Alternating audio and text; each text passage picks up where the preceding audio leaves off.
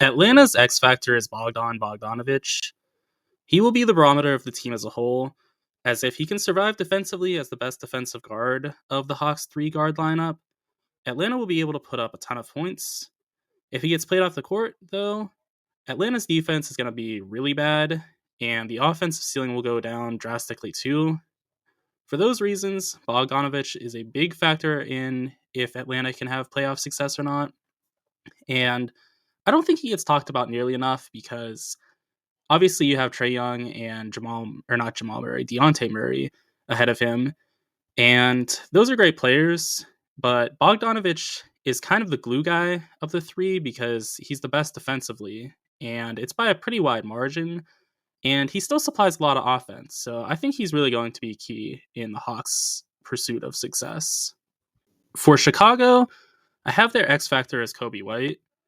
Historically, DeMar DeRozan falls off pretty heavily in the playoffs, so I'm wondering if White can take his growth as a scorer this year and find an even higher level as the playoffs begin, as he's asked to be their lead guy, or if he caps out at about 20 points a game. Obviously, 20 points a game is still pretty solid, but White was drafted in the top 10, and he, I think, has the potential to be more than a 20-point scorer. He has a good outside shot. He can drive pretty effectively. He has basically everything you would need to be an effective scorer, and he's not inefficient either, so it's not like he's going to be just putting up a ton of shots. So I think he's really going to be the key guy for the Bulls if they want to keep pace with basically any scoring offense of the opposing teams. It might be obvious to say, but Jimmy Buckets is Miami's X factor. Everything goes through Jimmy, perhaps more than any other star in the entire league.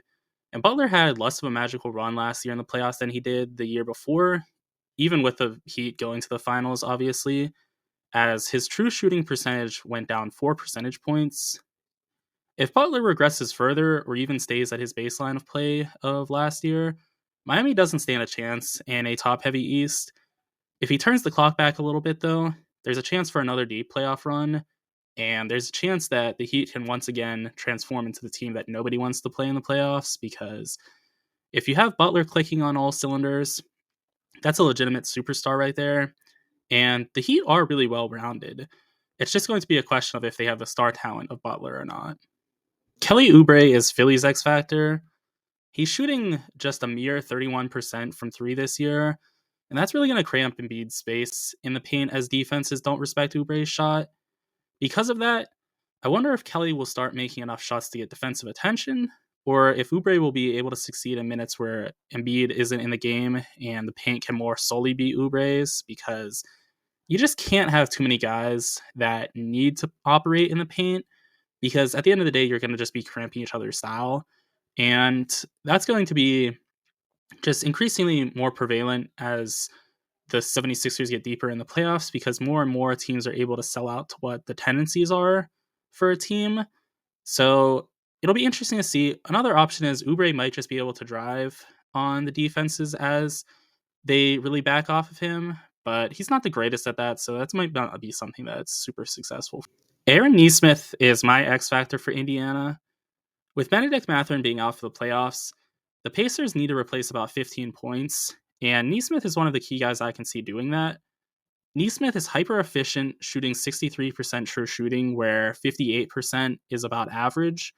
So Aaron can afford to sacrifice a little bit of efficiency for increased production, and it'll be interesting to see how he responds to the increased role in the playoffs, because he's been like their fifth option for much of the regular season. But I think at worst, he's going to be their fourth option come playoff time, and perhaps even be their third option behind just Halliburton and Siakam, because his efficiency really is something to marvel at. So I could see that going down just a little bit, but his scoring going up considerably. In that case, then he really would be their third best option behind just the two stars that they have. The X factor for Orlando is definitely Franz Wagner. He is the Magic's second best player, but he is shooting 28% from three as a wing, which simply isn't going to cut it when defenses are keyed into your weaknesses. If he can dial in and make some threes, or successfully drive in on the backed up defenses that let him build a head of steam, it'll make a world of difference for the Magic, because then he isn't going to be clogging the paint and being just a non-factor offensively, he's going to be actually somebody that's productive for the team. If he can't, Banchero is going to have to do far too much lifting, and it's just going to be a total mess for the Magic because it's just going to be basically Banchero and no one else. Wagner really decides just how far the Magic team can go, because if he plays well and can continue to be a 1-5 switchable defender, the Magic are going to be a difficult team to face. If not, they're going to be an easy out. The Cavs X factor is pretty blatant for me based on his last playoff experience. It's Jarrett Allen. In 5 games against the Knicks last year, Allen averaged 5 less points and 2.5 less rebounds a game than he did in the regular season. If he can stay in his regular season form, though, these Cavs are going to be a difficult out for just about anybody. If not, they might fail to get out of the first round again. So a lot rests on his shoulders, even though he's not the best player for the Cavs. You could argue he's maybe their 3rd best player, in fact. But I think that's really what defines an X factor, is he is really going to dictate a lot of this series, even though he's not the most talented player for the team. And I think he's going to do better than he did against the Knicks, because I think they are a uniquely difficult team to match up against with how physical they are and how well they are coached defensively. But that was a really rough look, and he's going to need to do better this year. My X factor for the Knicks is Miles McBride, who on the year averages 8 points, but since February 27th is averaging 13 on a solid 60% true shooting, where again, about 58% is average. And to top it all off, he's a solid defender too.